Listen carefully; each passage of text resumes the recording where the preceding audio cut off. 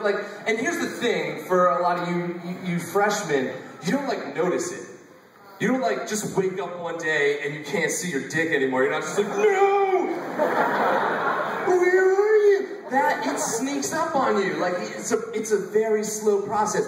And looking back on it, I noticed all these things that I should have noticed at the time. Like, the first thing I realized when I was getting really fat was that I could no longer breathe while I was tying my shoe. I was down there tying my shoe one day and I was like, hey, wait a minute. Why am I dizzy?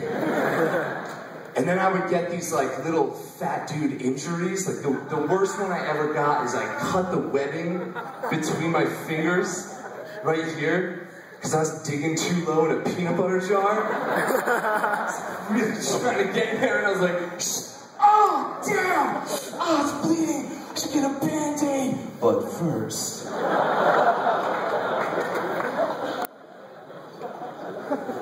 Yeah, like, a good test for if you've become a fat person, do this. Go to Home Depot and see if people start asking you where stuff is.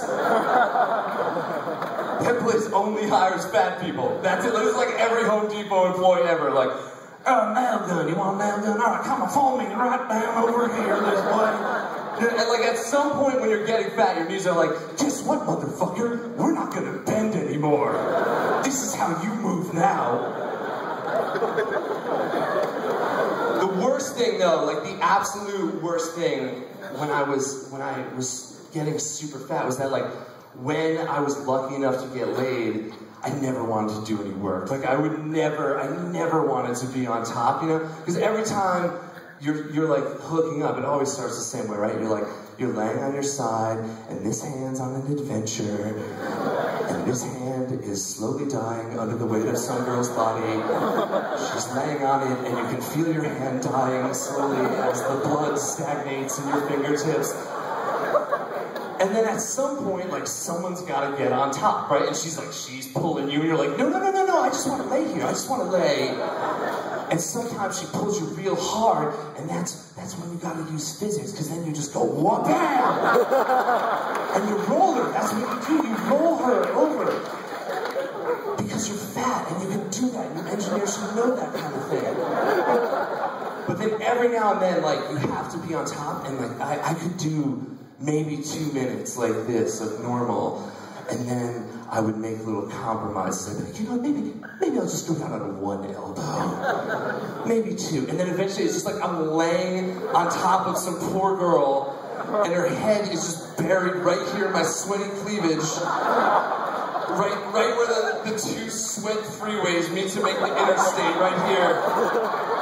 And I'm just like, just a disgusting beach whale trying to like lurch back into the water. And she dies down there. It was sad. This looks like a pretty fun school. You guys party a lot? Yeah! That's cool. Where's the good bars? That way? Oh, thank you. 20 rows back that way. I went to a Catholic school. No! I went to a Catholic school, and that was really tough, because, like, there's just statues of Jesus everywhere. He's everywhere you turn, there's Jesus. It's like, it's me! Remember me? And, like, you know, you become, like, stumbling home at, like, 6 in the morning, it's, like, passed out on some dude's floor, and you be walking through campus, and then there's Jesus just like, my child. You are such a lightweight pussy, Jesus! Me! I got so fat in college because I would go to McDonald's a lot. There was like a McDonald's right next to my campus, and the food at my school, well, it made your ass piss. I don't know if you've ever experienced butt piss before, but you hit that toilet and you're like, is this coming out the wrong hole? think the pipes got crossed. Something's wrong here. So I didn't like eating that food. So my only option was really go to McDonald's. And McDonald's is amazing because what they've managed to do is make deadly poison taste like fast food. And you eat that shit and it gets in your stomach and it just rapes you from the inside out. That is, if your body is a temple, McDonald's is a barbarian whore just ransacking it. And it would give me this feeling that I never got eating anywhere else. I would only get this feeling at McDonald's. Maybe some of you guys, have you been to McDonald's? Maybe some of you guys know this feeling. The feeling is that someone else has taken a shit in your stomach. And you're trippy. And then when that comes out, like, I don't know if you ever taken McDonald's shit, but that is like a different brand of shit. It is like rock hard and green. You're like, that's not mine. That is not my brand. I don't eat that McDonald's anymore. I'm married, so when you get married, you are forced to eat kale and things like that, and kashi cereal, and that is what I eat now. And I think that's like, you know, that's like a good movement we should make as a nation, because we, I don't know if you guys know this, are a bunch of fat pigs. So like we should, although you know what, sometimes I'm like, I see like the fattest, saddest people. Like I saw this dude in a casino one time. This is the America's saddest man. He was in a motorized wheelchair, all right? He had an oxygen tank on. He was smoking, and he was at a slot machine, but he was too fat to lean forward and grab the thing. And this guy knew he couldn't do that, so he brought a stick from home to poke the machine with, to gamble. And a lot of people look at that guy and they're like, oh, what a sad, sad human. And like, yeah, you can think that way. Or you can be like, what an amazing country that not only is this dude alive, he has extra money to gamble with. What a great country we have. No, you guys don't think that? Well, fuck you guys, man. Anyway, I eat that like healthy shit now. And like, the thing about like the organic, natural stuff is I think it's like it's a really good idea for food, but it's starting to like creep into other areas of our world. Like I saw this ad it was for Vicks cough syrup, and the ad started out and it was like, in 1821, Augustus Vicks created Vicks Vapor Rub, and people loved it so much we're still using the same formula today. What? Sorry, you're using the same formula you've been using since 1821? This is fucking medicine, Vicks. Feel free to tinker with the ingredients in the medicine. And then the ad goes on, and it like introduces this new cough syrup that's made with like all natural organic ingredients. And at first I was like, oh, that's a good idea. They're making the medicine out of healthy things now. And then I thought, no. Bad idea.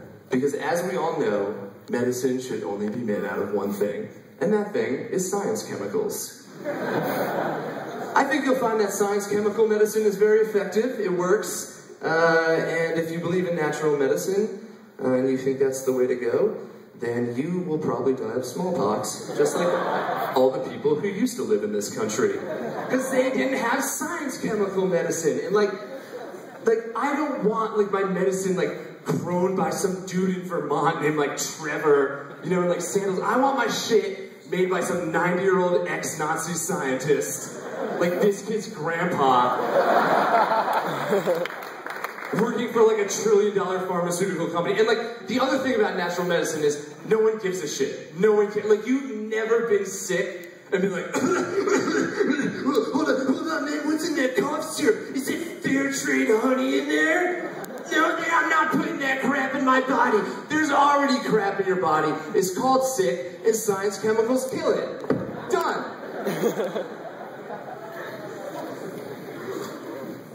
What do you guys want to talk about? Narwhals. Narwhals?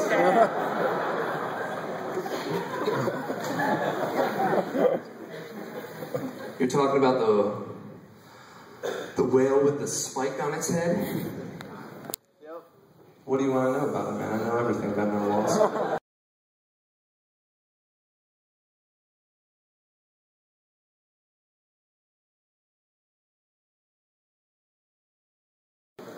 Anything else you guys want to hear about? Gingers. You're sitting pretty close to the Nazi kid.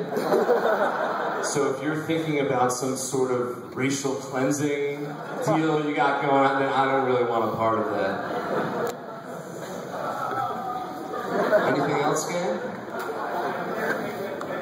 Oh, I don't want to talk about that.